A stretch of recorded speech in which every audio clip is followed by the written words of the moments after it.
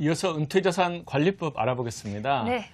최근 그 동양그룹 유동성 위기로 인해서 이 그룹 채권이나 CP에 투자했다가 손실 본 투자자분들이 많으시잖아요. 네. 요즘 크게 그 사회적인 무리가 빚어진 것 같아요. 그렇습니다. 특히 노후 자금을 투자했다가 큰 손실을 입은 중장년층 분들 가슴 아픈 사연들 전해지고 있는데요. 그래서 오늘은 은퇴 재무 설계 시 이 투자 위험 관리법에 대해서 좀 더 자세히 알아보도록 하겠습니다. 한국투자증권 은퇴설계연구소의 강성모 소장님 자리하셨습니다. 어서 오세요. 네. 안녕하십니까? 네. 동양그룹 이제 법정 관리 들어갔습니다. 네. 아직 신청 단계이긴 하지만 도대체 그 어느 정도 투자자들 그 피해 규모가 이렇게 파기되고 있습니까?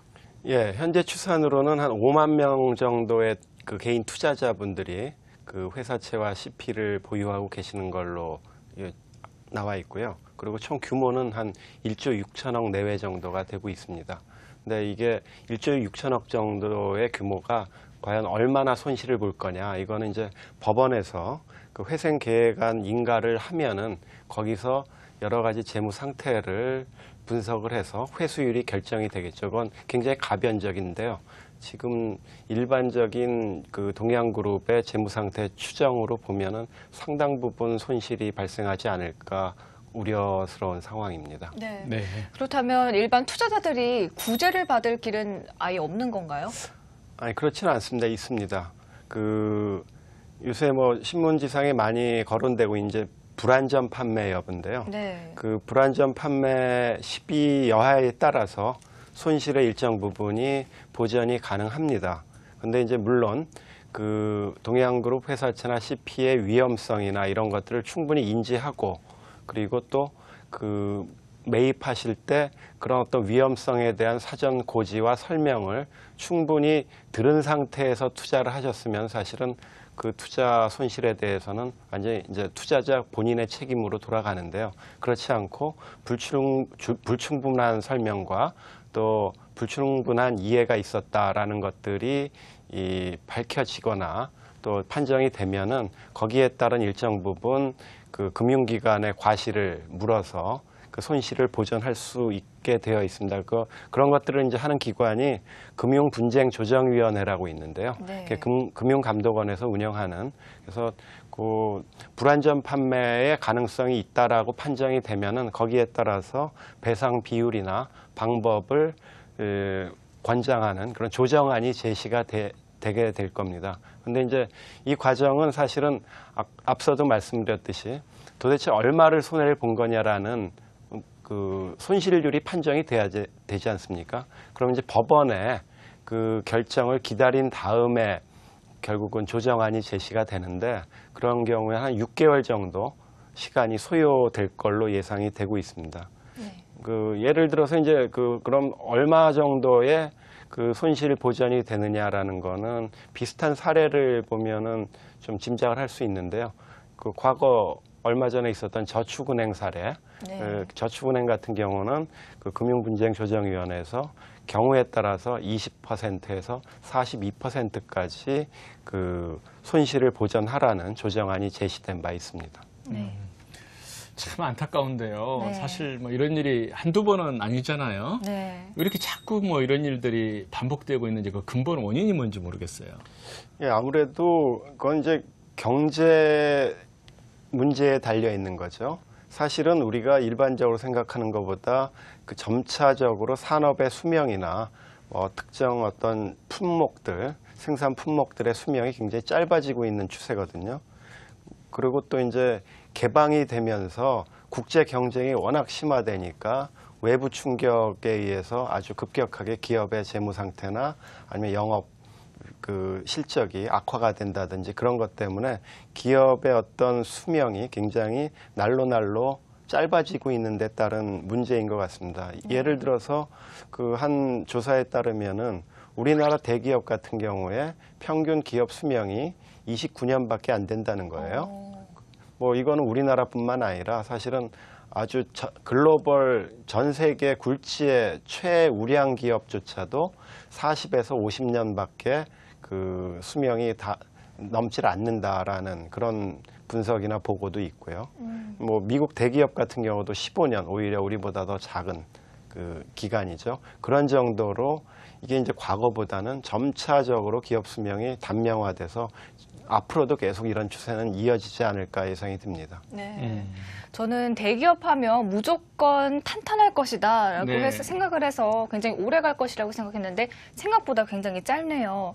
그러니까 실상은 위험 요소가 굉장히 많다는 얘기이시죠? 그렇죠. 예를 들어서 뭐 우리나라 특정 대기업이었는데요. 사실은 수십 년 동안 그 매년 적자 한 번 안 내고 계속 탄탄하게 이어오던 회사가 어느 순간부터 이 좀 잘못된 사업 다각화를 한다든지 아주 무리한 투자를 하고서 한 몇 년 사이에 그냥 자기 자본이 다 그 소진이 되는 그런 식으로 기업 상태가 재무 상태가 악화되는 경우도 있거든요. 그런 식으로 사실은 지금까지 꾸준히 잘 해오던 건강한 기업이라고 하더라도 어느 순간 그렇게 위험이 닥칠지는 모르는 아주 굉장히 좀 불안정한 상황에 있는 거죠. 그런 상황이기 때문에 사실은 이 금융상품 중에 완벽하게 안전하다라고 할 수 있는 거는 5천만 원 한도까지 보호가 되는 예금자 보호에 해당이 되는 상품 이외에는 국채 정도 말고는 거의 없다라고 보시면 되죠. 네. 그래서 특히 이제 고금리 상품이다. 이거는 뭐 무조건 위험을 내포하고 있기 때문에 고금리다라고 보시면은 뭐 틀림없습니다. 네. 사람들의 평균 수명은 이제 계속해서 늘어나고 있는데 네. 기업의 수명은 정말 짧아지고 있는 것 같아요. 참 그 투자하기가 정말 어려워지는데 그렇다고 뭐 안전자산에만 돈을 묶어놓을 수도 없고 이럴 때 그 노후자금 관리는 어떻게 해야지 현명한 걸까요? 글쎄요, 이제 지금 이렇게 뭐 전반적인 기업 수명이 짧아지고 그렇다고 하니까 또 이게 많은 대기업이 금방 망할 것 같이 내지는 모두 다 굉장히 이런 위험한 처지에 있는 것처럼 오해를 하실 수도 있는데 그건 그렇지 않고요. 실제로 뭐 많은 대기업들은 지금 뭐 실적도 굉장히 좋고 재무 상태가 건강한 상태에서 상당히 안정화되어 있는 기업들도 많습니다. 근데 그 중에 위험 요소들이 있다라는 거죠.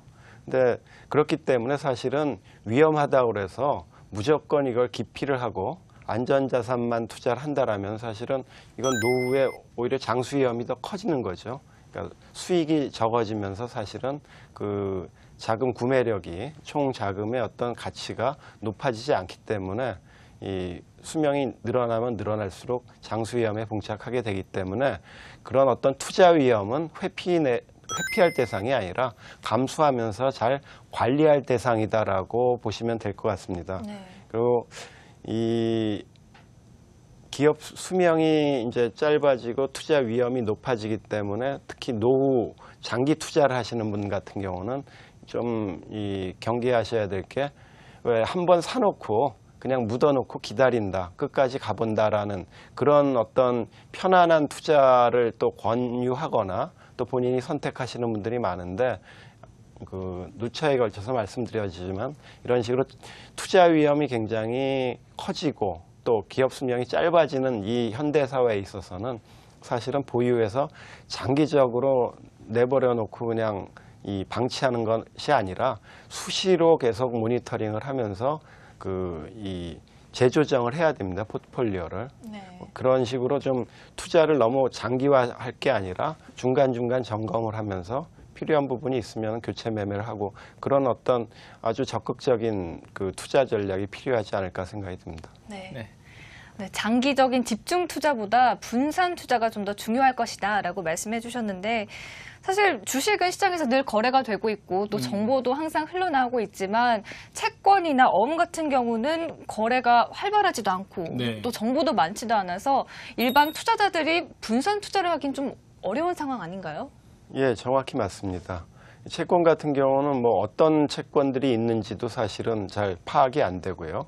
그리고 거래도 대규모로 되기 때문에 소액 개인 투자자들이 손쉽게 이것저것을 뭐 분산해서 매입을 할 수 있는 그런 시장은 아니기 때문에 특히 채권, 뭐 기업보험 이런 시장에 있어서는 개인이 운영하기가 굉장히 어려운데요. 그리고 또 하나 또 어려운 점은 이건 이제 신용위험, 기업의 어떤 재무적인 신용위험을 평가하기가 여간 까다로운 게 아닙니다. 그러니까 일반적인 투자자분들이 그 재무제표를 보고 내지는 신용평가사의 평가 내용을 보고 아, 이게 이런 정도로 위험하구나라는 거를 가늠하기가 사실은 쉽지 않기 때문에 그런 것들을 한 두 가지 어려움들을 다 고려를 해보면은 결국은 전문적인 투자자들한테 위임하는 투자 방식, 간접 투자 방식이 훨씬 더 효율적이고 안전하다라고 볼 수 있겠죠. 그러니까 예를 들어서 뭐 채권형 펀드라든지 뭐 그런 쪽으로 간접 투자를 해서 그럼 간접 투자 펀드에서는 이런 위험한 자산도 상당히 여러 가지로 다양화시키고 분산해 놓기 있기 때문에 분산 투자 효과 그리고 정보에 대한 어떤 몰이에 따른 투자 위험 이런 것들을 다 미리 예방할 수 있습니다. 네. 마지막으로 동양그룹 이 사태로 인해서 또다시 그 금융상품 불안전 판매 행태가 불거졌는데요. 네. 우리 투자자분들이 이러한 그 불안전 판매로부터 피해를 보지 않도록 하기 위해서는 어떻게 대처를 하는 게 현명하겠습니까? 예, 일단 그런 위험 자산에 대한 투자를 결정을 할 때는 사실은 그 투자 설명서에 내용상으로는 다 그 투자 위험이 고지가 되고 있습니다. 근데 그거를 형식적으로 기표를 한다든지 확인을 안 해보고 그냥 사인을 한다든지 그럴 때 문제가 발생하는 건데요. 그래서 일일이 또 특히 중요한 항목에 대해서는 그 두꺼운 글씨로 또 이렇게 두드러지게 나와 있거든요. 그러니까 그런 부분은 단지 읽으실 것만이 아니라 거기에 대해서 한번 이 판매하시는 금융기관 직원한테 되물어보실 필요가 꼭 있어요. 그리고 되물어서 그 금융기관 직원이 답변하는 내용을 뭐 수기로 기록을 해 놓으신다든지 아니면 그래서 그런 어떤 상담 내역, 그 투자 결정 내역을 아주 꼼꼼하게 기록을 해서 그 본인이 충분한 위험을 고지를 받았는가 여부를 제3자가 판정할 수 있게 네. 그런 어떤 이 기록물이 필요하고요. 또 그런 어떤 투자를 하실 때는 이거를 왜 권유를 하는지 그리고 권유를 해서 어떠한 그 금융회사나 직원한테는 이득이 있는지 그런 뭐 수수료 체계라든지 이런 것들에 대해서 꼼꼼히 또 따져보고 물어보실 필요가 있습니다. 그리고 마지막으로는 그 거래 금융기관뿐만 아니라 그 거래하는 금융기관에 또 경쟁 업체가 있을 거 아닙니까? 네. 다른 또 이 거래하는 금융기관이 있을 테고 그런데다가 교차로 그러니까 이런 상품 내역이 있는데 이런 거에 대해서는 어떻게 생각하느냐 해서 또 다른 쪽에 믿을 만한 어떤 상담자분들한테 교차 확인을 하실 필요가 있죠. 그러면은 보다 객관적이고 자기 위험 그 감내도에 맞는 그런 상담과 투자 결정을 얻을 수 있을 겁니다. 네. 네. 네, 소중한 은퇴 자산 관리 한 번 더 따져보고 꼼꼼히 신경 쓰는 수밖에 없는 것 같습니다. 지금까지 한국투자증권 은퇴설계연구소의 강성모 소장님과 함께했습니다. 오늘 말씀 고맙습니다. 예, 감사합니다.